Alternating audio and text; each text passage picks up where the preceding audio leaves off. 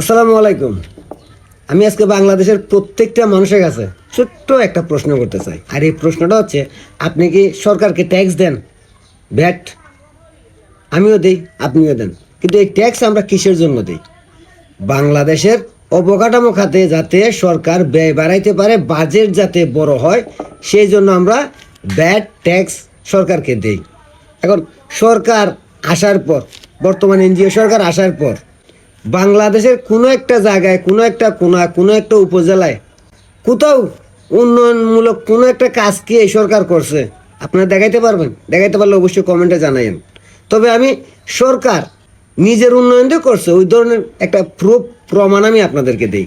আমাদের ঘামে ভেজা, রক্তে ভেজা পরিশ্রমের যে ট্যাক্স আমরা সরকারকে দিই, সেই ট্যাক্সের টাকা দিয়ে দেখেন, এই যে এটা গ্রামীণ টেলিকমের এমবি কার্ড, 1 GB ইন্টারনেটের একটা এমবি কার্ড। এমবি কার্ডটা আগে কত ছিল? 29 টাকা।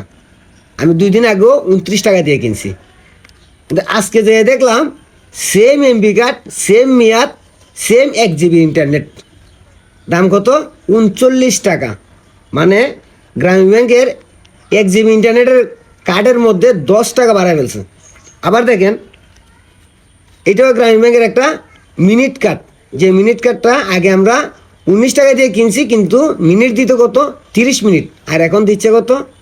25 মিনিট। আবার গ্রামীণ ব্যাংকের 2029 সাল পর্যন্ত আয়কর ট্যাক্স মানে ট্যাক্স মওকুফ করা হয়েছে। আবার আমাদের সাধারণ জনগণের উপরে এই সরকার আসার পর 30% ট্যাক্স বাড়ায় দেওয়া হয়েছে। এখন আমি আপনি বাংলার জনগণ কি ট্যাক্স দেই? এই গ্রামীণ প্রতিষ্ঠান, গ্রামীণ এনজিও, গ্রামীণ টেলিকম, এদের কোটিপতি বানানোর জন্য, এদেরকে পয়সাওয়ালা বানানোর জন্য গ্রামীণ ব্যাংকের 29 সাল পর্যন্ত আয়কর ট্যাক্স মাফ, আর আমার আপনার ঘাড়ে 30% ট্যাক্স বাইরা দিছে।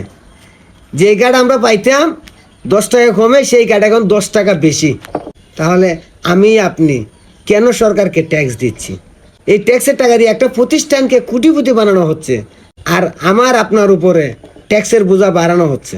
তাহলে কি আমরা ট্যাক্স দিচ্ছি, ভ্যাট দিচ্ছি একটা প্রতিষ্ঠানকে কোটিপতি বানানোর জন্য, নাকি দেশের অবকাঠামো উন্নয়ন করার জন্য? এই একটা প্রশ্ন আমি বাংলাদেশের সাধারণ জনগণের কাছে চাই, আশা করি উত্তরটা দিয়ে যাবেন।